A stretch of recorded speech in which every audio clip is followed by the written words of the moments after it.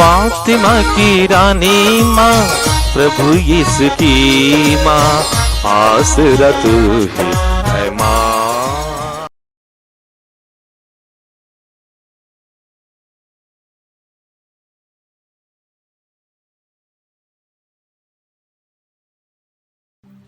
पहला पाठ प्रेरित चरित अध्याय 10 पद संख्याएं 24 से 35 तक। दूसरे दिन वह उनके साथ चल दिया और योपे के कुछ भाई भी उसके साथ हो लिए। वह अगले दिन कैसरिया पहुंचा। कॉर्नेलियस अपने संबंधियों और घनिष्ठ मित्रों को बुलाकर उन लोगों की प्रतीक्षा कर रहा था।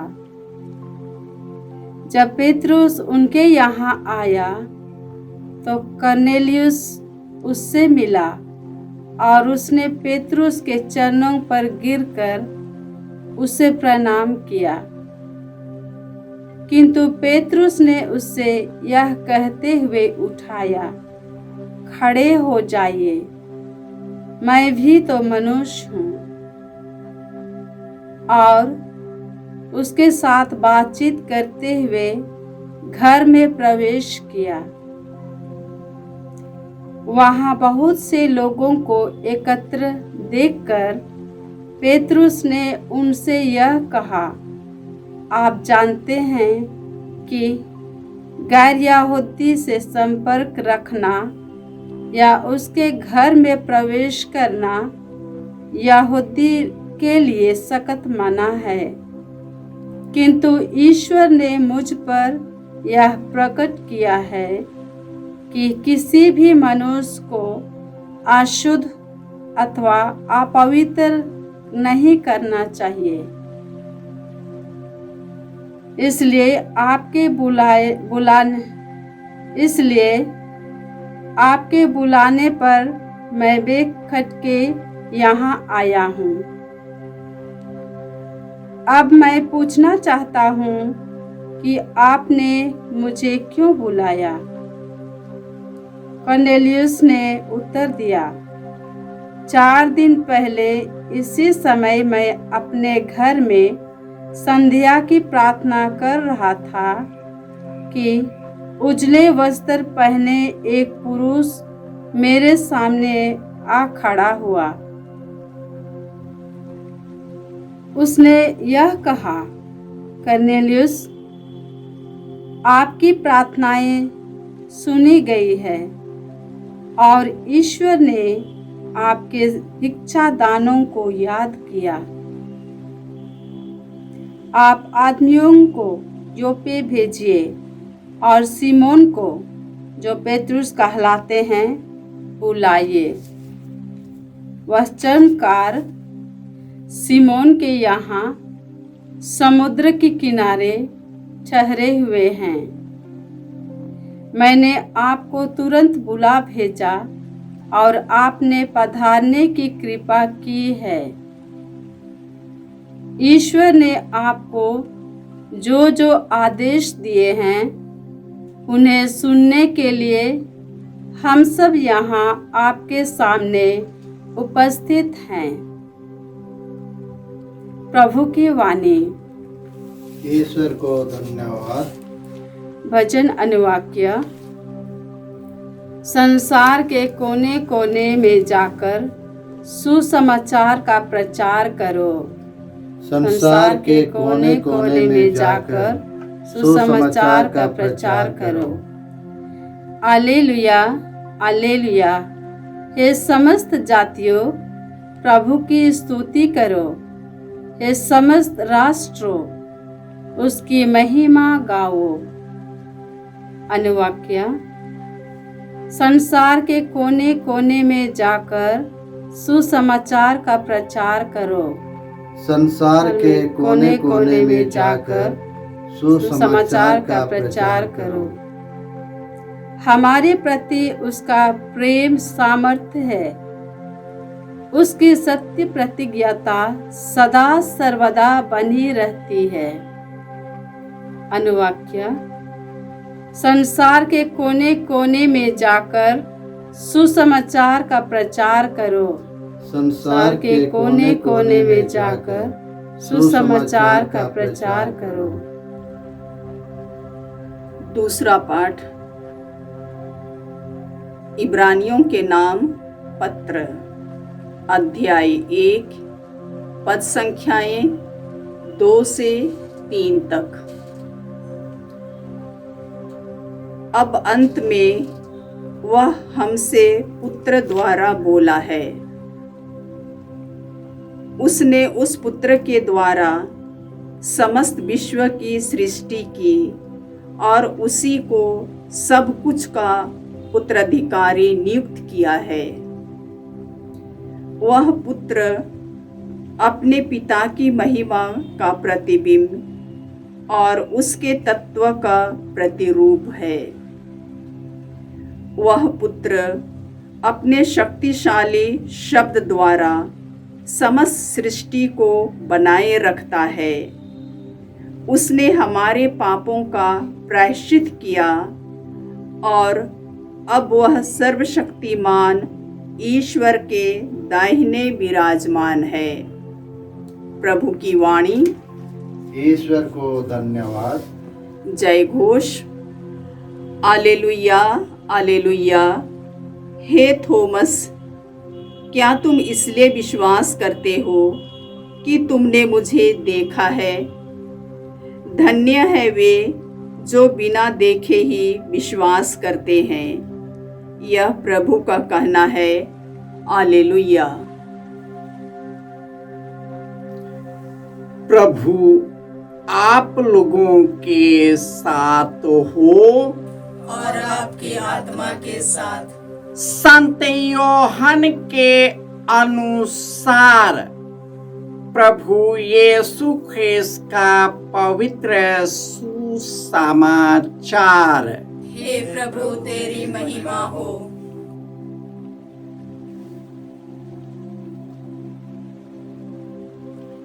अध्याय 20 पद संख्याएं 24 से 29।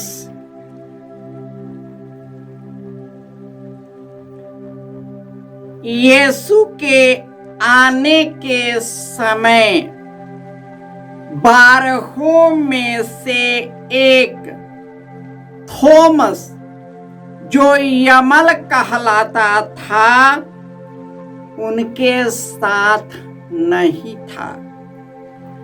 दूसरे शिष्यों ने उससे कहा, हमने प्रभु को देखा है। उसने उत्तर दिया, मैं जब तक उनके हाथों में कीलों का निशान न देखूं, कीलों की जगह पर अपनी उंगली न रख दूं, उनकी बगल में अपना हाथ न डाल दूं, मैं तब तक विश्वास नहीं करूंगा। 8 दिन के बाद उनके शिष्य फिर घर के भीतर थे और थोमस उनके साथ था। द्वार बंद होने पर भी यीशु उनके बीच आकर खड़े हो गए और बोले, तुम्हें शांति मिले। तब उन्होंने थोमस से कहा, अपनी उंगली यहाँ रखो, देखो ये मेरे हाथ है। अपना हाथ बढ़ाकर मेरी बगल में डालो और अविश्वासी नहीं बल्कि विश्वासी बनो। थोमस ने उत्तर दिया, हे प्रभु, मेरे प्रभु, मेरे ईश्वर। यीशु ने उससे कहा, क्या तुम इसलिए विश्वास करते हो कि तुमने मुझे देखा है? धन्य है वे जो बिना देखे ही विश्वास करते हैं।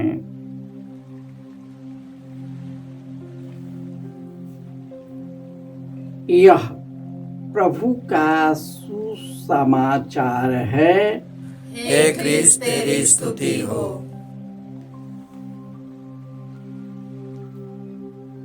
ख्रिस्त में प्यारे भाइयों और बहनों, आज माता कलीसिया संत थॉमस प्रेरित का पर्व मनाती है, जो भारत का संत कहलाते हैं। यह वही प्रेरित है जिन्होंने यीशु से कहा था, प्रभु मुझे पिता का दर्शन कराइए, मेरे लिए इतना ही काफी है। और उसने थॉमस से कहा, थॉमस, इतने वर्षों से तेरे साथ रह रहा हूं और क्या कहते हो कि मुझे पिता का दर्शन कराइए?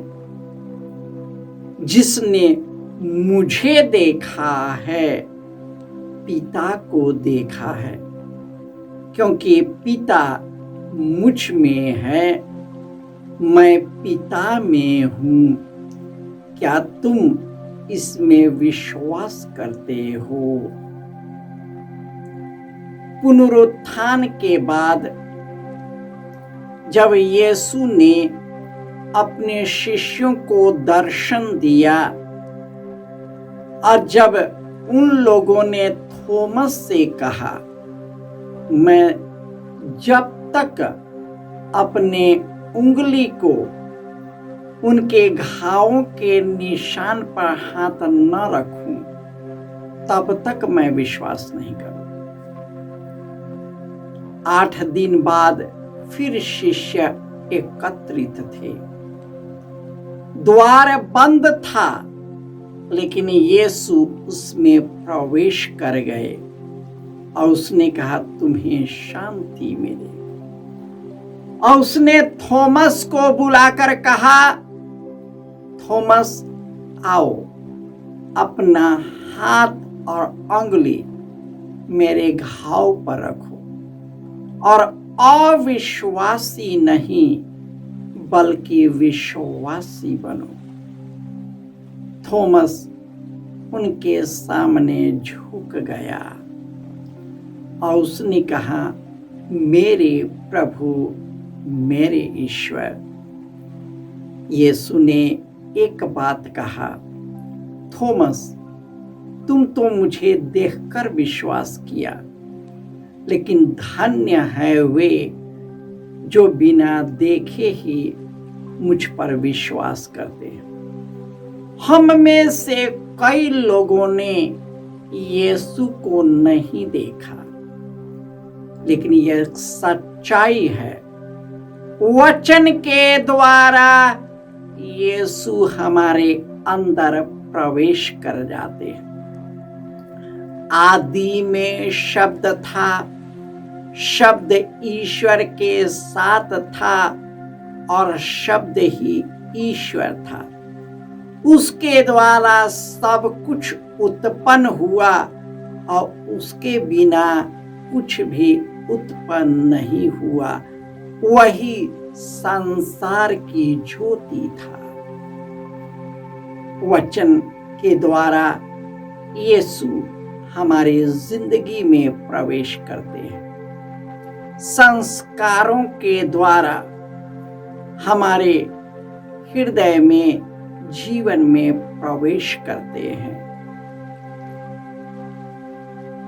प्रभु यीशु थॉमस को अपना लिया और थॉमस अपना घर द्वार देश सब कुछ छोड़कर त्याग कर अनजान पहाड़ों गुफाओं सांपों के बीच जंगली जानवरों के बीच लोगों को यीशु का शुभ संदेश सुनाते हैं, पुनरुत्थान का संदेश सुनाते हैं। और वे अपने जगह से भारत आए, अन्य दक्षिण भारत गए,